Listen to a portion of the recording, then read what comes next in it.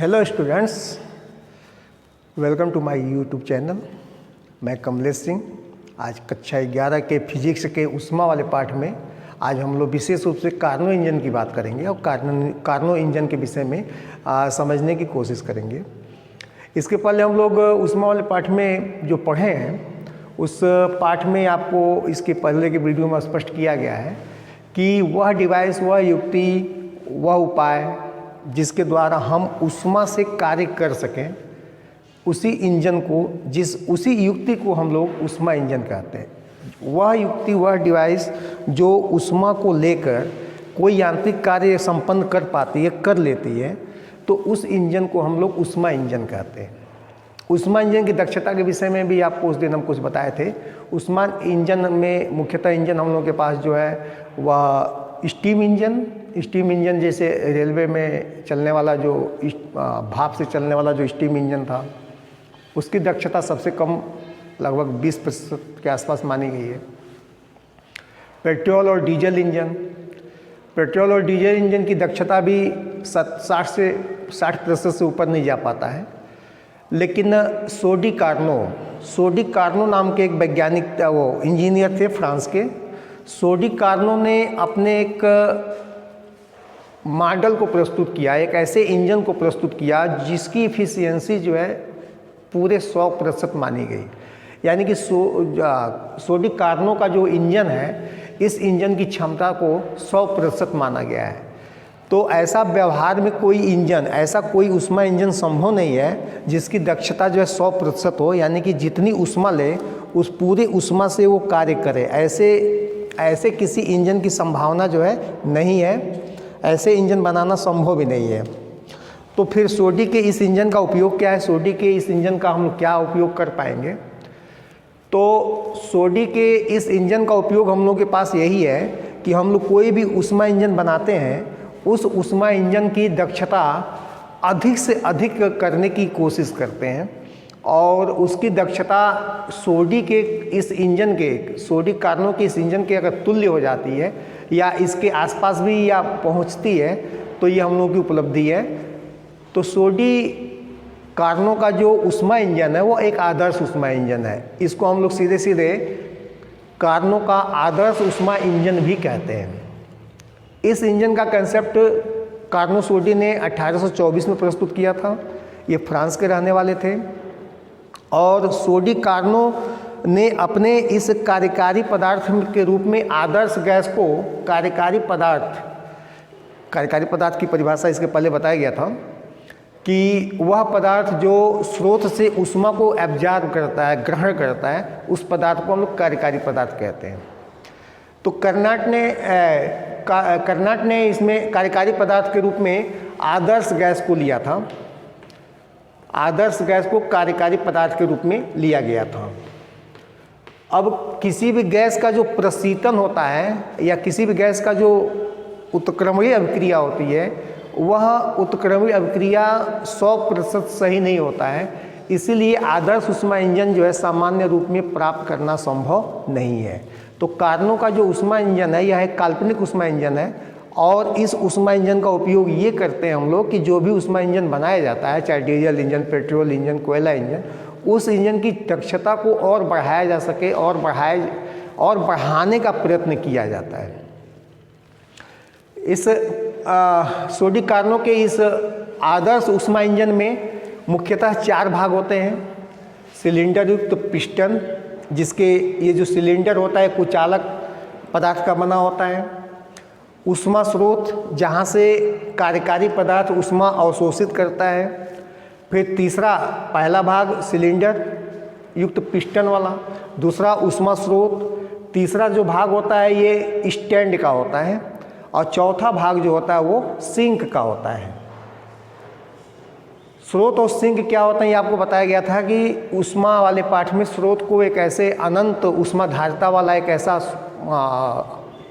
बिंदु है, एक ऐसा स्थान है जहाँ से कुछ उष्मा लेने पर उस स्रोत के ताप में कोई कमी नहीं होगी। और सिंक एक ऐसा स्थान होता है जहाँ पर हम चाहे जितनी भी उष्मा दे दें उस ऊष्मा के देने से सिंक के ताप में भी कोई वृद्धि नहीं होती है। तो ये स्रोत और सिंक इसके पहले के वीडियो में आपको बताए गए हैं। अब हम लोग बात करते हैं कि ऊष्मा इंजन कार्य कैसे करता है, या सोडी का जो आदर्श ऊष्मा इंजन था वो काम कैसे करता है। तो इसमें सबसे पहले हम लोग इस कार्यकारी पदार्थ युक्त पिस्टन सिलेंडर युक्त सिलेंडर को उठा कर रखते हैं इस स्रोत के ऊपर, जिसका ताप जो है T1 केल्विन माना गया है। स्रोत के ऊपर इसको रखने से ये ऊष्मा, ये जो कार्यकारी पदार्थ है ये सुचालक पदार्थ का बना होता है, ये भी सुचालक पदार्थ का बना होता है। जब इसको इसके ऊपर रखते हैं तो ऊष्मा जो है इस स्रोत से निकल के इस कार्यकारी पदार्थ को जाता है। ऊष्मा के जाने की जो प्रक्रिया वो थोड़ा धीमी होती है, इसके लिए ऊष्मा जो है धीरे धीरे इस कार्यकारी पदार्थ को प्राप्त होता है, जिससे इस कार्यकारी पदार्थ के अणुओं की गतिज ऊर्जा बढ़ती है, इसके आयतन में वृद्धि होती है और यह पिस्टन का भाग जो है धीरे धीरे पीछे जाता है। यानी कि यह जो प्रसार हो रहा है, यहाँ पे जो कार्य जो प्रोसेस चल रहा है वह है इस गैस के आयतन के प्रसार का। तो चूंकि ये प्रसार होता है और इसका ताप जो है T1 के ताप के ही बराबर रह जाता है, इसके ताप में कोई वृद्धि नहीं होती है, T1 ताप पे इस गैस का प्रसार होता है। तो इसको हम लोग पहले स्टेप में ले लेते हैं और ये हो जाता है हम लोगों का पहला स्टेप समतापी प्रसार। समतापी प्रसार पहला स्टेप। अब जब इस गैस का पूरा प्रसार हो जाता है तो अब इस सिलेंडर को यहाँ से सुचालक, ये स्रोत के सुचालक स्टैंड से हटाकर हम इस कुचालक स्टैंड के ऊपर रखते हैं। इसका ऊपरी भाग ये कुचालक पदार्थ का बना होता है। जब इसके ऊपर रखते हैं तो पूरा सिलेंडर जो है कुचालक हो जाता है। अब जो है कि इसका हम लोग प्रसार करते हैं गैस का, और ये प्रसार जो होता है वो रुद्धोष्म प्रसार होता है। गैस का पहले समतापी प्रसार और फिर बाद में क्या होता है, बाद में इसका रुद्धोष्म प्रसार होता है। और इस दोनों प्रक्रिया में बाहर से ऊष्मा जो है गैस के द्वारा प्राप्त की जाती है। गैस ऊष्मा जो है बाहर से लेता है। ऊष्मा का मान ये धनात्मक होता है, किया गया गैस पर कार्य किया जाता है और ये धनात्मक होता है। फिर इसके बाद से हम लोग इस सिलेंडर को लेके आते हैं किस पर, इस सुचालक सिंक के ऊपर, और इसके ऊपर जब रखते हैं तो पिस्टन को हम लोग धीरे धीरे क्या करते हैं, नीचे दबाते हैं। और नीचे दबाते हैं तो यहाँ पे फिर होता है तीसरे स्टेप में समतापी संपीड़न। और फिर लास्ट में इसको हम लोग लेके जाते हैं, इस कुचालक, इसके ऊपर से उठा के फिर कुचालक स्टैंड पर रखते हैं और फिर इसको हम लोग तेजी से दबाते हैं। तेजी से दबाने से फ़ायदा ये होता है कि यहाँ पे ताप, जब हम लोग यहाँ पे रख के इसको समतापी संपीड़न की अवस्था में लाते हैं तो इसका ताप जो है T2 के तुल्य हो जाता है। और T2 ताप जो है ये बहुत कम ताप है T1 के सापेक्ष।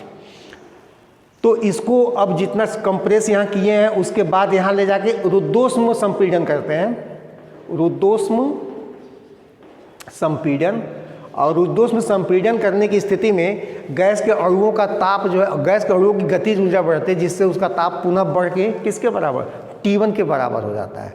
यानी कि जब समतापी रुद्धोष्म प्रसार होता है ताप घट के T2 के बराबर हो जाता है, और जब रुद्धोष्म संपीड़न होता है तो ताप बढ़ के T1 के बराबर हो जाता है। फिर ये ऊष्मा T1 ताप पर ऊष्मा स्रोत से फिर प्राप्त करता है। और ये एक चरण के 4 स्टेप होते हैं। आगे पुनः जो है यहाँ पे समतापी प्रसार, रुद्धोष्म प्रसार, फिर समताप, ये प्रक्रिया जो फिर यही क्या होती है, ये दोहराई जाती है।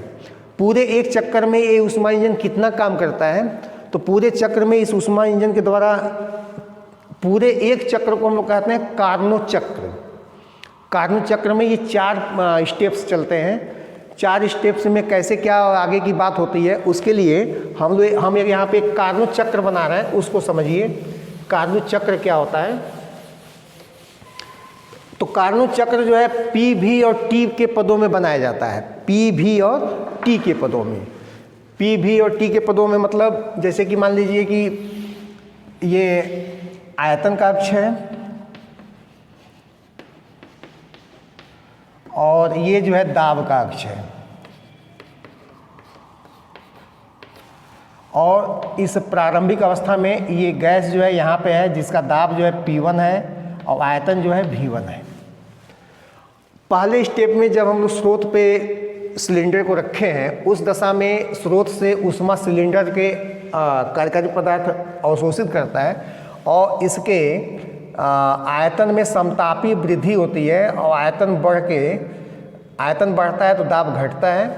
तो ये जो प्रक्रिया यह है समतापी प्रसार का है और ये समतापी प्रसार जो है किस ताप पे हो रहा है, T1 ताप पे हो रहा है और ये दूसरी किसी अवस्था B में पहुंच जाती है गैस और इस समय दाब मान लीजिए P2 और आयतन जो है V2 हो गया।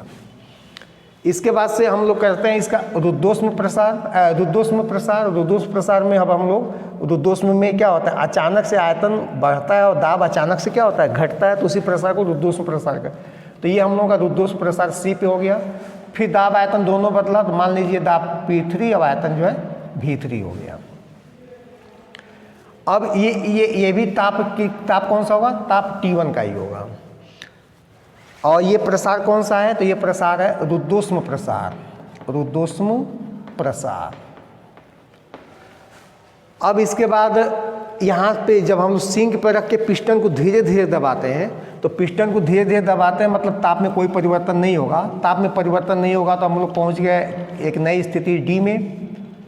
यहाँ पे थोड़ा सा पहले कर लेते हैं, यहाँ पे D हो गया और यहाँ पे हो गया क्या, दाब हो गया एक नया P4 और आयतन हो गया नया V4 और ताप हो गया T2, क्योंकि सिंक के ताप के तुल्य चलेगा समतापी संपीड़न में। और फिर यहाँ से जब D से फिर इसको हम लोग रुद्धोष्म संपीड़न जब करते हैं तो रुद्धोष्म संपीड़न फिर इसका ताप बढ़ के T1 के बराबर हो जाता है और ये प्रारंभिक अवस्था P1 V1 में गैस पहुँच जाती है। तो ये है समतापी संपीड़न और यहाँ पे हम लोगों का रुद्धोष्म संपीड़न।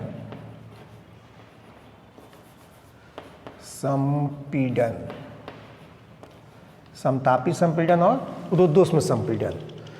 तो यहाँ का ताप भी क्या होगा, यहाँ का ताप भी T2 होगा।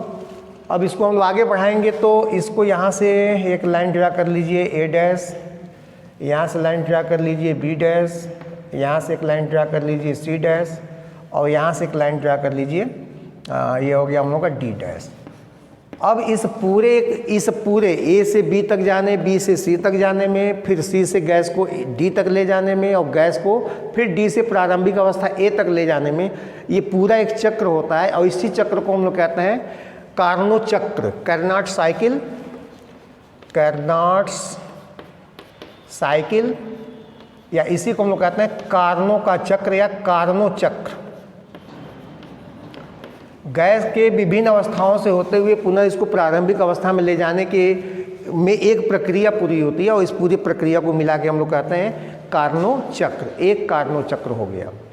अब हम लोग को ये देखना है कि ऊष्मा इंजन में अगर ये पीवी वक्र है और पीवी वक्र में किया गया जो कार्य होता है वह सीधे सीधे इस बंद वक्र के क्षेत्रफल के बराबर होता है। तो बंद वक्र के क्षेत्रफल के बराबर होता है, ये तो बाद की बात है। अब हम लोग इसमें स्टेप बाय स्टेप जो है किए गए कार्य की मात्रा अगर निकालें तो पहला स्टेप है इसमें समतापी प्रसार। समतापी प्रसार में सीधे कार्य का मान, अगर पहला स्टेप में समतापी प्रसार में कार्य कितना होगा तो समतापी प्रसार में ली गई ऊष्मा अगर Q1 है तो किया गया कार्य भी W1 होगा और जितनी ऊष्मा ली जाएगी उतना कार्य किया जाएगा, क्योंकि यह कार्नो का आदर्श ऊष्मा इंजन है। आदर्श ऊष्मा इंजन मतलब जितने जूल ऊष्मा लेगा वो इंजन उतने जूल कार्य संपादित करेगा।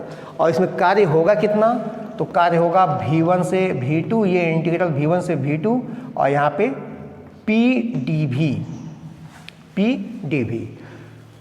अब आदर्श गैस समीकरण होता है क्या, आदर्श गैस समीकरण होता है PV बराबर म्यू RT और म्यू बराबर अगर हम लोग 1 मोल कर दें तो यहाँ से P का मान निकल जाएगा RT/V। तो इस RT/V को यहाँ पे हम लोग रख दें तो यहाँ से हम लोगों को W1 का मान मिल जाएगा, इसलिए W1 का मान हो जाएगा इंटीग्रल V1 से V2 और ये इधर हो जाएगा RT/V dV और इसका समाकलन करेंगे तो RT तो निकल जाएगा बाहर और इधर इंटीग्रल 1/V dV और यहाँ V1 से V2। अब इसके बाद हम लोग इस कार्य को और भी इसको आगे बढ़ा सकते हैं। अब यहाँ हर में राशि दिया हुआ है 1/v, तो इसका समाकलन हो जाएगा W1 का मान मिल जाएगा हम लोगों को log RT log v यहाँ लिख लें और इसका लिमिट हो जाएगा V1 से V2, और इसको थोड़ा सा और सॉल्व करें तो ये हो जाएगा RT log V2/V1, क्योंकि log V2 minus log V1 होगा, तो log V2 minus log V1 को V2/V1 लिख सकते हैं। ये हो जाएगा गैस को अवस्था A से B अवस्था तक लाने में किया गया कार्य। और क्षेत्रफल के दृष्टिकोण से देखें तो क्षेत्रफल के दृष्टिकोण से कार्य कितना होगा, तो PV वक्र और आयतन के बीच घिरे भाग का क्षेत्रफल आपको पहले भी बताया गया है। तो PV वक्र है AB और आयतन का अक्ष ये है, तो AB B डैश A के बीच घिरे भाग का क्षेत्रफल। इस प्रक्रिया में गैस पर कितना कार्य किया जाएगा, तो area of AB dash A dash, ये जो है W1 के बराबर होगा। यह एरिया जो है, उस एरिया का मान निकालें तो वह एरिया का मान जो है इस A से B तक गैस को ले जाने में किए गए कार्य के तुल्य होगा। इसी तरह से रुद्धोष्म प्रक्रम में किया गया कार्य, मतलब B से C तक ले जाने में किया गया कार्य, यह कार्य भी गैस पर किया जाता है और इस अवस्था में गैस का रुद्धोष्म प्रसार किया जाता है। तो इस अवस्था में जो कार्य होगा उस कार्य का मान फिर वहीं से निकलता है और ये W2 हो जाएगा हम लोगों का कितना, तो इंटीग्रल V2 से V3 और यहाँ PdV। और चूँकि ये एडियाबेटिक प्रोसेस है और एडियाबेटिक प्रोसेस में जो वर्क डन होता है वह सीधे अगर आप लिखना चाहें तो लिख सकते हैं R by gamma minus 1 into T2 minus T1, T2 minus T1, ये हो जाएगा हम लोगों का किया गया T1, T2 माइनस T1 नहीं होगा, T1 अधिक है T2 कम है, तो ये T1 माइनस T2 होगा और यह जो मान होगा वह इस एरिया के तुल्य होगा BC डैश B डैश के। तो यहाँ हम लोग लिख सकते हैं area of BC dash B dash, BC dash B dash इस एरिया के क्षेत्रफल के, इस एरिया के बराबर। फिर यहाँ पे फिर समतापी आ गया, तीसरे स्टेप में फिर कार्य आ गया W, और ये कार्य जो है गैस के द्वारा किया जाएगा, इसलिए यह कार्य का मान जो है ऋणात्मक होगा। और यह कार्य होगा कितना, तो ये कार्य होगा फिर वही V3 से V4 और PdV लिखेंगे, P का मान फिर वही लिखेंगे RT/V इंटू DV, और इसको हल करेंगे तो निकलेगा RT log V4/V3, ये हो जाएगा, ये W3 हो जाएगा। और इसका मान जो है ऋणात्मक होगा क्योंकि यह कार्य जो है गैस के द्वारा किया जाएगा। और एरिया के रूप में बात करेंगे लोग तो DC डैश D डैश के बीच जो एरिया बन रहा है इसके क्षेत्रफल के तुल्य होगा यह कार्य। तो यहाँ हम लोग लिख सकते हैं area of DC dash D dash. और लास्ट जो वर्क डन है फोर्थ W4, ये फिर एडियाबेटिक होगा, फिर ये एडियाबेटिक रुद्धोष्म संपीड़न है, कार्य गैस के द्वारा किया जाएगा, ऋणात्मक होगा। और इसका मान अगर यहाँ के तुल्य लिखें हम लोग तो क्या होगा R बाई गामा माइनस 1 ऋणात्मक के साथ, और यहाँ होगा कितना T1 minus T2, minus R gamma minus 1 और T1 माइनस T2। और एरिया के रूप में बात करें तो एरिया कितना होगा इसका एरिया होगा यहाँ पे AD, area of AD dash A dash.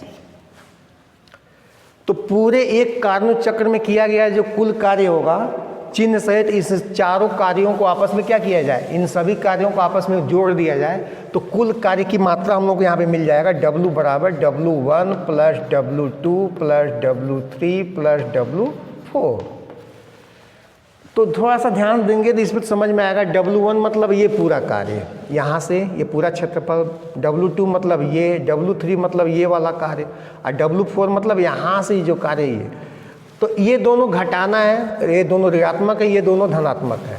तो यानी कि हम लोगों को इस पूरे क्षेत्रफल में से इस नीचे वाले क्षेत्रफल को घटाना है, यानी कि हम लोग को फाइनल मिल जाएगा यहाँ पे क्या, फाइनल मिल जाएगा एरिया बाउंडेड बाय ABCD के बीच में जो क्षेत्रफल है, यही क्षेत्रफल मिलेगा एक कार्नोट साइकिल में किया गया कुल कार्य।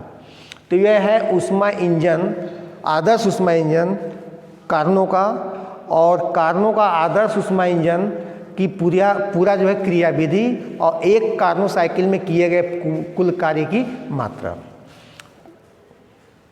तो इसको थोड़ा सा ध्यान से देखें और इस पे कमेंट करें और ये बताएं कि और अच्छे से इस वीडियो को कैसे बनाया जा सकता है, और कोई बात यदि इसमें नहीं समझ में आ रही है तो उसको ज़रूर पूछें।